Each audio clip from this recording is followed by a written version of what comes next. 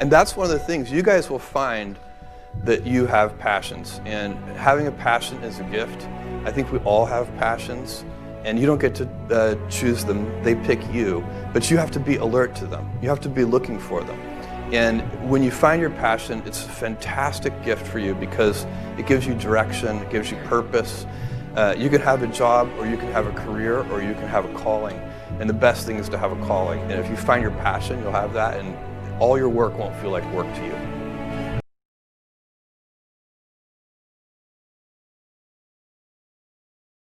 Many kids and many grown-ups do figure out over time what their passions are.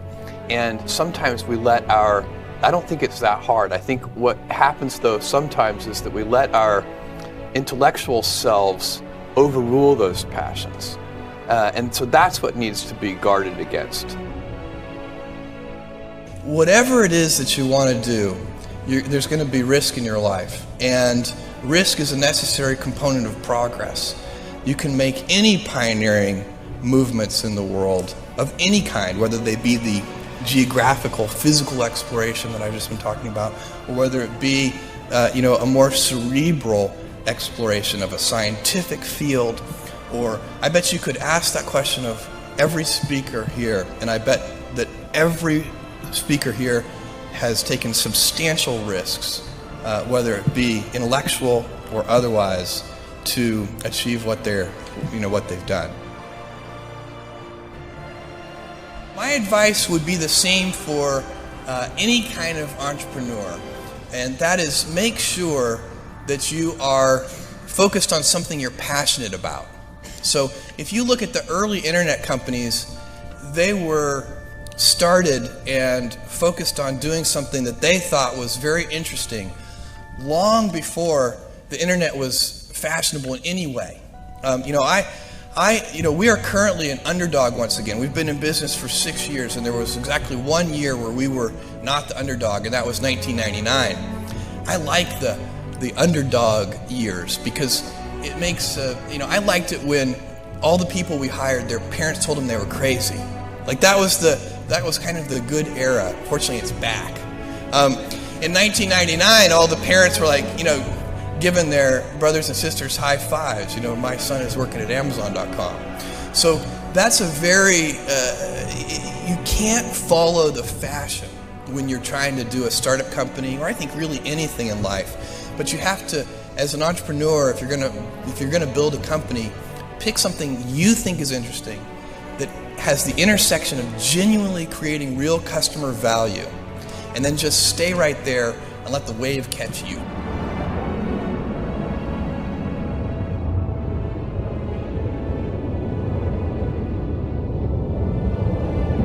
Look at her go. Mission Control has confirmed New Shepard has cleared the tower on her way to space from West Texas.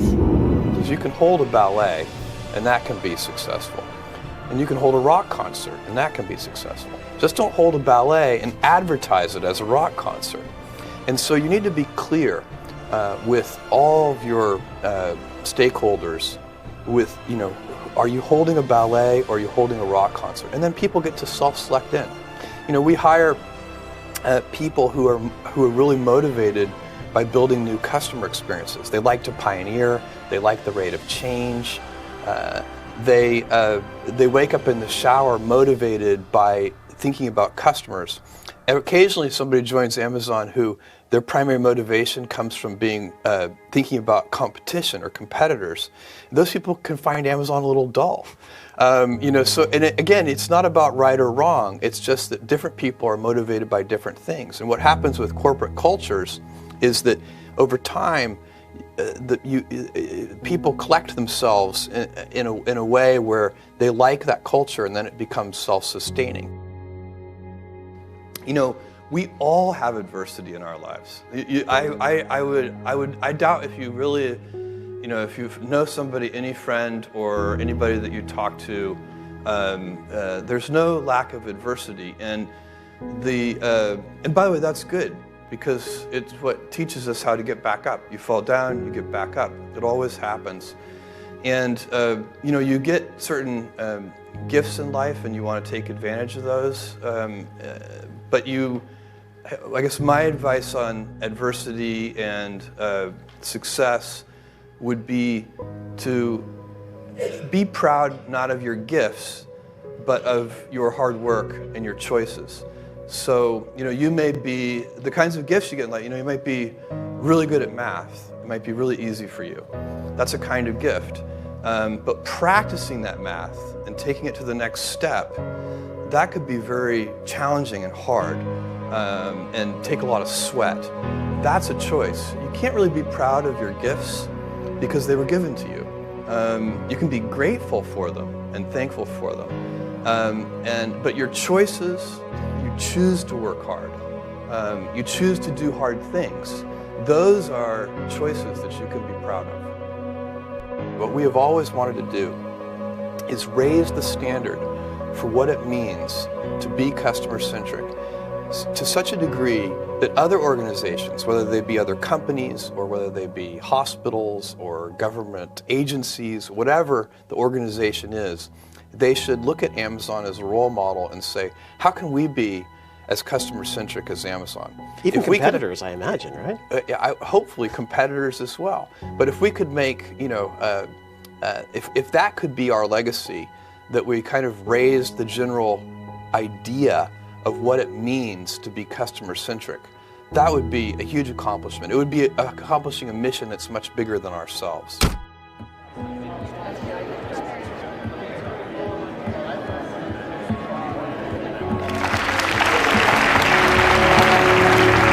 What I'm laying out here today is obviously a multi-generation vision. And one of the things that we have to do is inspire those future generations.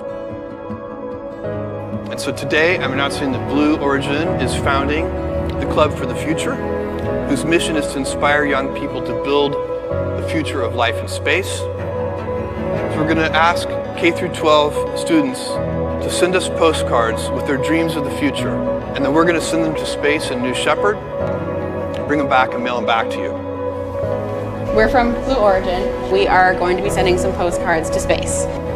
And we really wanted to bring that access to students to inspire them.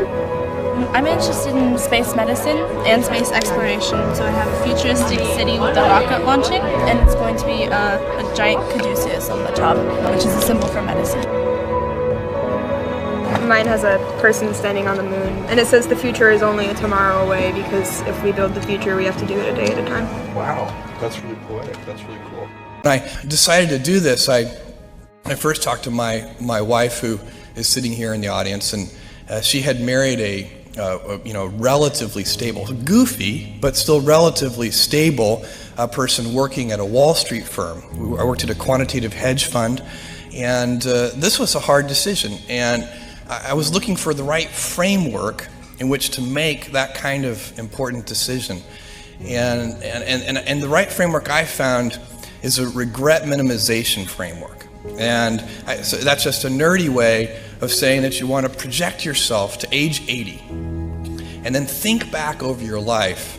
And if you're 80, what are you want to minimize the number of regrets you have throughout that period of time. I think this is something a lot of people do, maybe subconsciously. Very few people probably name it regret minimization framework because most people are healthier than that. But it was a very clear way for me to think about making that kind of life decision. And the way it helped was I thought, okay, if I go do this thing and participate in this thing called the internet that I genuinely believe is going to be a big deal, and if I fail, am I going to regret having tried and failed? And I knew the answer to that was no. But I also knew that if I didn't try, that I would always regret that. I would always wonder, and it would haunt me until that mythical day, which I actually hope will come.